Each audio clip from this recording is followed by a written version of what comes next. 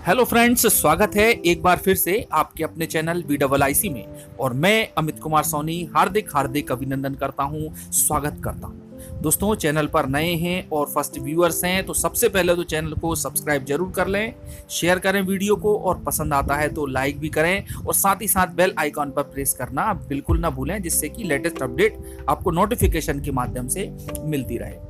दोस्तों, अभी हाल ही में एक सेमिनार आयोजित किया गया था एजुकेशन से संबंधित, जो कि एजू विजन सेमिनार 2021 के नाम से है। और इसमें शिक्षा और शिक्षण पर काफी कुछ अच्छी बातें बताई गई। नितिन गडकरी जी आए थे और साथ में ही शिवराज सिंह चौहान जी ने भी अपने विचार रखे, और विद्यालयों से संबंधित जो उन्होंने विशेष बातें कही हैं, इसलिए मैं आप लोगों को ये वीडियो बता रहा हूं दोस्तों। और वीडियो थोड़ा सा लंबा जरूर है, लेकिन काफी कुछ उदाहरण और दृष्टांत इसमें शिवराज सिंह जी ने दिए हैं। और साथ ही साथ जो सीएम राइज योजना के बारे में बात कही है कि स्कूल हम जो है बंद नहीं कर रहे हैं, जैसा कि लोग डर रहे हैं, उनमें आशंकाएं फैल रही हैं। केवल नए स्कूल हम खोलने का प्रयास कर रहे हैं, और जो कि बड़े होंगे, सुविधा युक्त होंगे, सर्व सुविधा संपन्न होंगे, जो कि बच्चों के सर्वांगीण विकास में सहायक होंगे, और सभी कुछ उनमें रहेगा, डिजिटल रहेगा पूरा का पूरा स्कूल। तो इसके बारे में उन्होंने काफी विस्तृत चर्चा की है, और साथ ही साथ कई उदाहरण भी दिए हैं। तो दोस्तों, सुने आप उन्हीं की ही वाणी में ये वीडियो,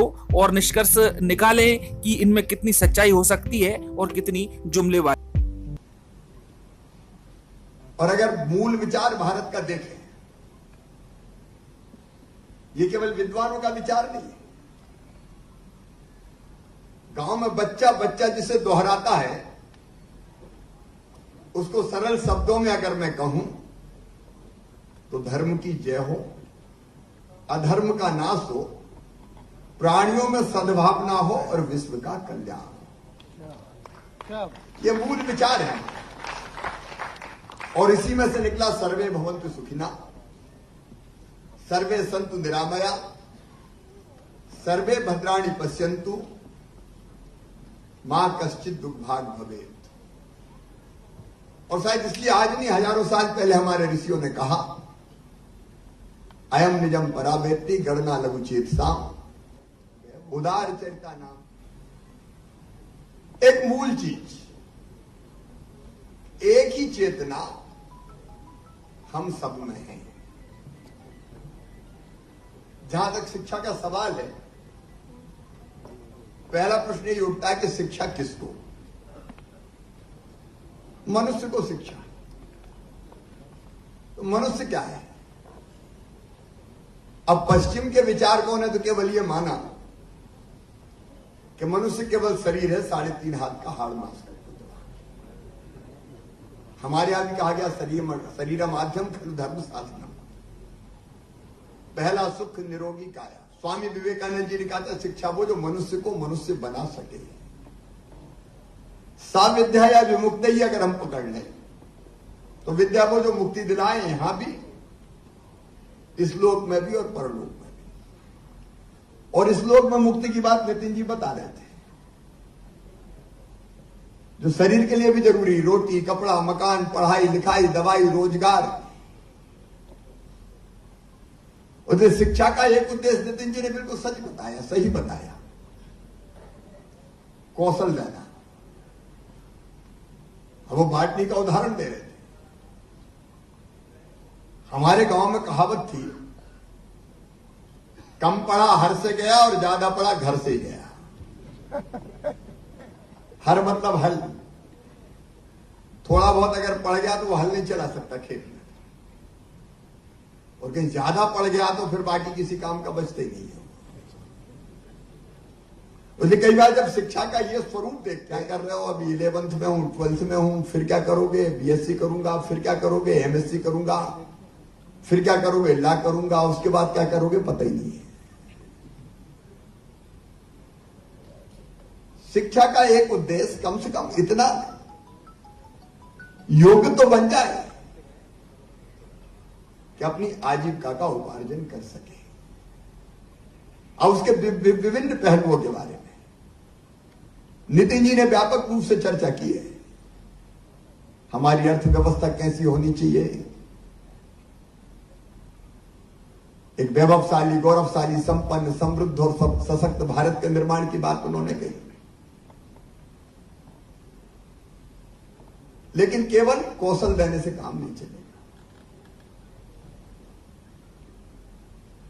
शिक्षा का दूसरा उद्देश्य भी अब वो नितिन जी बता चुके हैं। केवल रोटी से काम नहीं चलेगा। रोजगार भी मिल गया, रोटी भी मिल गई, तो क्या व्यक्ति सुखी रहेगा? हमने दुनिया में अनेकों देश ऐसे देखे जहां के लोगों के पास अकूत धन, और हमारे देश में भी अब कमी नहीं है। धन और दौलत के भंडार है, सब कुछ है उनके पास। लेकिन उनसे अगर कोई जाके पूछे कि तुम सुखी हो क्या, तो वो कहते हैं ये सुख नाम की चिड़ैया ही तो हमारे पास नहीं है। मनुष्य शरीर है तो शरीर का सुख चाहिए, उसकी व्यवस्थाएं चाहिए, लेकिन शरीर के अलावा भी कुछ है। तो हमारे यहां कहा गया जो भारत का मूल विचार है वो मन भी है। अब खेल कूद, संगीत, कला, नृत्य, एक नहीं अनेकों ऐसी चीजें हैं। जब मैं मन की बात करता हूं तो एक घंटा कई बार मुझे बार बार याद आती है। मैं युवा मोर्चे का कार्य करता था। छत्तीसगढ़ और मध्य प्रदेश उस समय एक साथ थे, अविभाजित मध्य प्रदेश। तो बिलासपुर हमारा दौरा हुआ, बिलासपुर हम गए। मैं महामंत्री था युवा मोर्चे का प्रदेश का। मेरे अध्यक्ष और थे विजेंद्र सिंह जी, हमारे प्रदेश के वरिष्ठ नेता हैं। हम दोनों कार्यक्रम में गए थे। कार्यक्रम खत्म हो गया, ट्रेन से वापस लौटना था, तो धर्मशाला के कमरे में हम लोग इंतजार कर रहे थे कि शाम को ट्रेन का टाइम होगा तब चलेंगे। और ट्रेन के इंतजार में दोपहर के बाद हम लोग वहां लेटे थे कमरे में। तभी एक बुजुर्ग को लेकर कुछ नौजवान हमारे पास आए और उन्होंने कहा कि भाई साहब, ये आपके भाषण से बड़े प्रभावित है, आपसे चर्चा करना चाहते हैं। तो बुजुर्ग थे, मैं उठकर खड़ा हो गया और मैंने कहा जरूर बैठिए। ये बात 80 के दशक की है, 90 के दशक की, 85 86। मैंने कहा बताइए। तो बुजुर्ग सज्जन बोले कि बेटा देश की हालत बहुत खराब है। मैंने कहा बात तो सही कर रहे हैं। बोले खराब हालत देख के मैं बहुत दुखी हूं। तो मैंने कहा व्यथित तो मैं भी हूं। उन्होंने कहा उस व्यथा से व्यथित होकर बेटा मैंने कुछ पंक्तियां लिखी है, वो पंक्तियां तुम्हें सुनाना चाहता हूं। अब उस समय कविता सुनने का मूड मेरा बिल्कुल नहीं था। तो मैंने कहा कविता अगर सुनाना तो अध्यक्ष को सुनाओ, वो ज्यादा ढंग से समझेंगे। तो अध्यक्ष जी ने लेटे लेटे कहा कि मैं इतनी नहीं समझता, महामंत्री ज्यादा अच्छी समझते हैं, आप तो इनको ही सुनाओ। अब उन्हें कविता की पंक्तियां सुनाना शुरू किया। जब वो कविता की पंक्तियां सुनाए तो मुझे कहनी पड़े वाह क्या शब्द है, क्या भाव है। कविता थोड़ी लंबी हो गई, खत्म होने का नाम नहीं ले रही थी। अब मेरे पास पानी का गिलास रखा था, तो हाथ में उठा के मैं एक घूंट करके पानी पीने लगा और बीच बीच में कह दूं वाह वाह क्या शब्द है। अब मुझे फंसा हुआ देख के विजेंद्र सिंह जी मुस्कुरा रहे थे। मैंने पानी का घूंट लिया और चेहरा उनकी तरफ गया। उनको मुस्कुराता हुआ देख के मुझे हंसी आ गई और मेरे मुंह का पूरा पानी कविवर के मुंह पे चला गया। अब मुझे भी ठसका लग गया, आंख में पानी, नाक में पानी। जैसे तैसे सामान हुआ तो फिर मैंने सोचा कि ये क्या कहेंगे कि युवा मोर्चे का कैसा कार्य करता है। कुछ समझ में मुझे नहीं आया तो मैंने घुटने टेके उनके सामने बैठ गया और दोनों हाथ जोड़ के कहा मुझे क्षमा कर दे, मुझसे बड़ी गलती हो गई। तो वो बोले बेटा कोई बात नहीं, तुम तो अगली पंक्तियां सुनो। अब ये अगली पंक्ति सुनाने का सुख है मन का। केवल रोटी से मनुष्य संतुष्ट नहीं होता। अनेकों तरह की क्षमताएं अंदर होती, उनका प्रकटीकरण वो चाहता है। और ये शिक्षा वो जो उसमें शरीर के साथ साथ ये मन का सुख भी समाहित होना चाहिए। लेकिन तीसरी बात और नितिन जी ने जिसकी तरफ इंगित किया वो बुद्धि भी है। आईआईटी की बात कर रहे थे, रिसर्च की बात कर रहे थे। जो हमारे पास ज्ञान का भंडार है संचित, इतिहास का हो, भूगोल का हो, विज्ञान का हो, वो हम भावी पीढ़ी को देते हैं, लेकिन वो नया भी कुछ सोचे, शोध करे, अनुसंधान करे, रिसर्च करे, उसके अवसर उसे मिले। अब न्यूटन का उदाहरण हम सब जानते हैं, अच्छी तरह जानते हैं। पेड़ के नीचे बैठे थे, हवा चली, पेड़ हिला, फल टूटा, जमीन पे गिरा। अब न्यूटन सोचने लगे कि बात क्या है, हवा चली, पेड़ हिला, फल टूटा, जमीन पे क्यों गिरा? उत्तर नहीं मिल रहा था, तो जो लोग गुजर रहे थे उनको रोका टोकी करके उन्होंने कहा कि भाई मेरे एक प्रश्न का उत्तर नहीं मिल रहा, पाओगे क्या? कुछ लोग आते तो उनसे वो कहते कि हवा चली, पेड़ हिला, फल टूटा, जमीन पे ही गिर गया। तो लोगों ने कहा जमीन पे नहीं गिरता तो कहां जाता? उनका ऊपर क्यों नहीं गया, बीच में क्यों नहीं अटका? तो लोगों ने कहा ये तो गया काम से। जमाने से हम देख रहे हैं कोई चीज अगर ऊपर से टूटती है तो नीचे ही गिरती है, लेकिन न्यूटन ही माने खोजते रहे खोजते रहे खोजते रहे और अंततः खोज के निकाल दिया उन्होंने कि पृथ्वी में गुरुत्वाकर्षण की शक्ति होती है, इसलिए हर चीज ऊपर टूटती है तो नीचे गिरती है। अब ये छोटे से छोटे बच्चे में भी न्यूटन छुपा हुआ है, और इसलिए हमको शिक्षा के व्यवस्था के समय नई शिक्षा नीति में इनमें से कई आयाम है। भारतीय शिक्षा हमारी प्राचीन शिक्षा से लेकर वैज्ञानिक शिक्षा तक, ये अवसर हम बच्चों को दें। लेकिन और अगर भारतीय सोच की हम बात कर रहे हैं और आगे बढ़ाएं, तो जिसकी तरफ भी नितिन जी ने इशारा किया था, व्यक्ति मनुष्य आत्मा भी है और आत्मा का सुख भी चाहिए, और वो मिलता है संस्कार से, नागरिकता के संस्कार। हमारे यहां कहा है आत्मवत सर्वभूतेषु परहित सरिस धर्म नहीं भाई। दूसरों की सेवा करने से बड़ा कोई पुण्य नहीं है। देखो आप उदाहरण देखिए दुनिया में, अभी कोरोना का संकट अभी भी टला नहीं है। यह अलग बात है कि वैक्सीनेशन के बाद हम थोड़े ज्यादा लापरवाह हो गए, निश्चिंत से हो गए, लेकिन कोविड का जब संकट था, लॉकडाउन हो गया, मजदूरों को वापस लौटना पड़ा।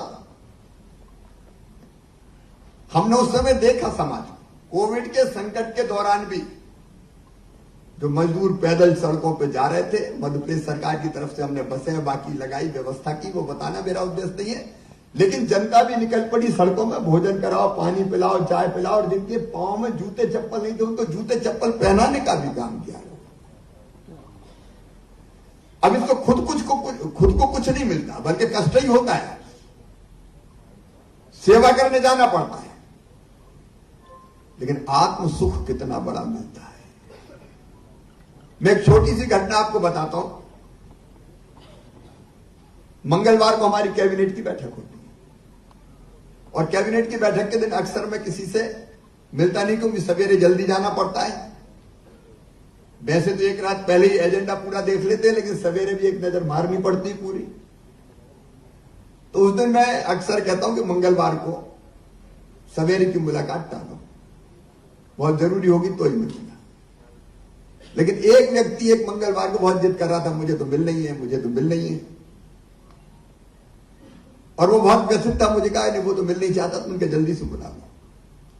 जब वो मेरे पास आया और मैंने पूछा भैया बताओ काम का है, बोले कुछ नहीं, ये माला लाया हूं, ये आपको पहनाना चाहता हूं। तो मुझे गुस्सा आ गया कि कैबिनेट की मेरी मीटिंग, ये माला पहनाना कोई काम है क्या तुम्हारा? फिर उसने मेरी आंखों में आंखों डाल के कहा कि आपने मुझे पहचाना नहीं। मैंने कहा नहीं, अभी तो नहीं पहचान पाया। बोले जब आप गए थे सिंगरौली, आपने मुझे देखा था, मेरे हाथ नहीं था, और तब आप कलेक्टर को कह के आए थे कि इसका हाथ लग सके तो हाथ लगवाना, उसके लिए पैसे का इंतजाम होगा मुख्यमंत्री स्वेच्छानुदान से।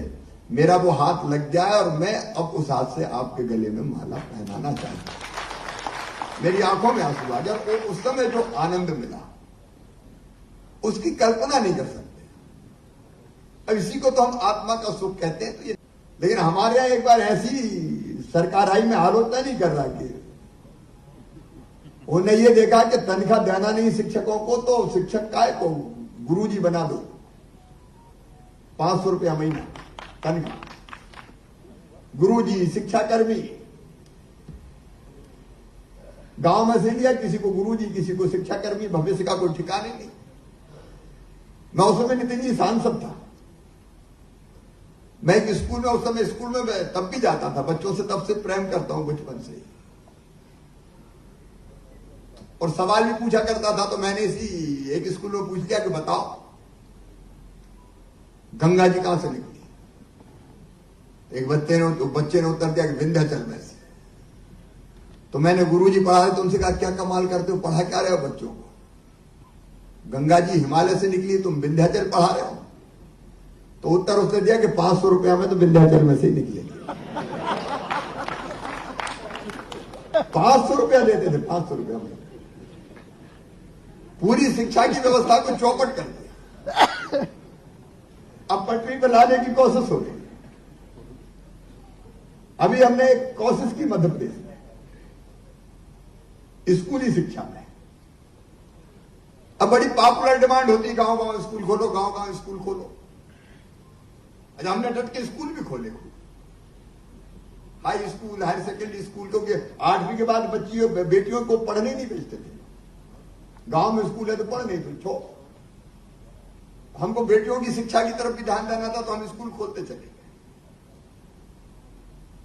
लेकिन स्कूल में गुणवत्तापूर्ण शिक्षा एक बहुत सरकारी स्कूल आज का एक बहुत प्रमुख सवाल है।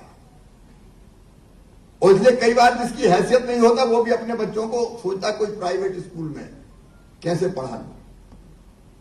और इसलिए कई बार गांव गांव में कुकुरमुत्तों की तरह इंग्लिश मीडियम स्कूल खुल गए, केवल लिखा इंग्लिश मीडियम। और निम्न मध्यम वर्गीय को भी लगता है कि चलो इंग्लिश मीडियम में पढ़ेगा तो पता नहीं। अब ये एक और विषय है, भाषा का ज्ञान। मातृभाषा में प्राइमरी शिक्षा होनी चाहिए, इसमें कोई दो मत है ही नहीं। लेकिन अब हम लोगों ने विचार किया, मैं उसके विस्तार में नहीं जा रहा, समय ज्यादा लूंगा भी नहीं, कि बिना किसी स्कूल को बंद किए हम 15-20 किलोमीटर के दायरे में एक स्कूल खोलेंगे, जिसमें 5,000, 7,000, 8,000 विद्यार्थी पढ़ेंगे, जहां लैब होगी, लाइब्रेरी होगी, हमारा टीचिंग स्टाफ ऐसा होगा जो ढंग से पढ़ा सके, खेल का मैदान होगा। और इस साल हमने 1,500 करोड़ रुपया उसके लिए प्रावधान किया है। 9,000 ऐसे स्कूल हम खोलने वाले, 3,000 इस साल हम खोलेंगे। गुणवत्तापूर्ण प्राइमरी शिक्षा। अब उस शिक्षा में मुझे तकलीफ होती है, देखिए हमारी यूनिवर्सिटी की हालत अब तेजी से सुधारने की हम कोशिश कर रहे हैं। लेकिन आज भारतीय शिक्षण मंडल ने ये शिक्षा का महाकुंभ लगाया है। और जैसे नितिन जी ने कहा, मुझे भी, मैं कोई शिक्षाविद नहीं हूं, मैं तो सरकारी स्कूल में पढ़ा हूं और वहीं से पढ़ के आगे बढ़ा हूं। लेकिन इतने विद्वान यहाँ इकट्ठे हुए हैं, आप सोचिए, बस भारत का जो मूल विचार है वो मैंने आपको बताया। और ये मूल विचार केवल भारत का कल्याण नहीं करेगा, भौतिकता की अग्नि में दग्ध विस्मानवता को शाश्वत शांति के पथ का दिग्दर्शन भी कराएगा। और नई शिक्षा नीति में इस भारतीय विचार को समाहित करते हुए, चाहे रोजगार का सवाल हो, हाथों में कौशल का सवाल हो, वैज्ञानिक शिक्षा हो, शिक्षा के बाकी आयाम हो, सबको समाहित किया गया है। अब इसको ढंग से जमीन पे उतारने की कला और विज्ञान आप जानते हैं। आप चिंतन कीजिए, इस चिंतन में से, मंथन में से जो अमृत निकलेगा उसको बच्चों के बीच में ले जाने में हम कोई कसर नहीं छोड़ेंगे। मैं आदरणीय नितिन जी का मध्य प्रदेश की धरती पर हृदय से स्वागत करता हूं, अभिनंदन करता हूं। और आप आते हो तो कुछ ना कुछ देके ही जाते हो। वैसे कोरोना में हमने भी कड़की नहीं आने दी थी। 4-5 महीना तो 1 पैसा टैक्स नहीं मिला। लेकिन मध्य प्रदेश में किसान और गरीब सबके खाते में, हम अभी हिसाब लगा रहे थे कितना डाला, तो 1,18,000 करोड़ रुपया हमने कोरोना काल में दिया। लेकिन आप पधारे हैं, गोपाल भार्गव ने कुछ न कुछ बात करी दी होगी आपसे, और नहीं तो मैं आपसे निवेदन करूंगा कि घर चाय के लिए चलिए, उसके बाद आपको एयरपोर्ट जाने दूंगा। तो ये सचमुच में अद्भुत व्यक्तित्व है नितिन जी। और नरेंद्र मोदी जी हमारे प्रधानमंत्री, हमारे वैश्विक लीडर, आत्मनिर्भर भारत का उन्होंने मंत्र दिया।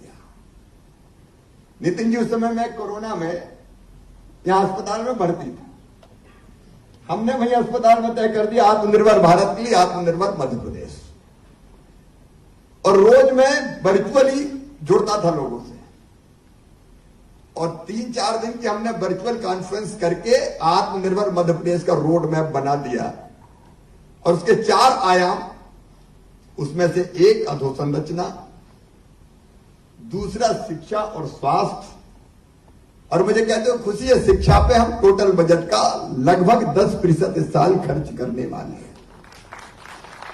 2,42,000 करोड़ का बजट अभी हमने पारित करने वाले हैं, उसमें शिक्षा पे पर्याप्त प्रावधान हमने किया है। उच्च शिक्षा में जरा कड़की रहती रही है, यूनिवर्सिटीज की जरूरतों के बारे में, अब उस तरफ भी हम ध्यान दे रहे हैं।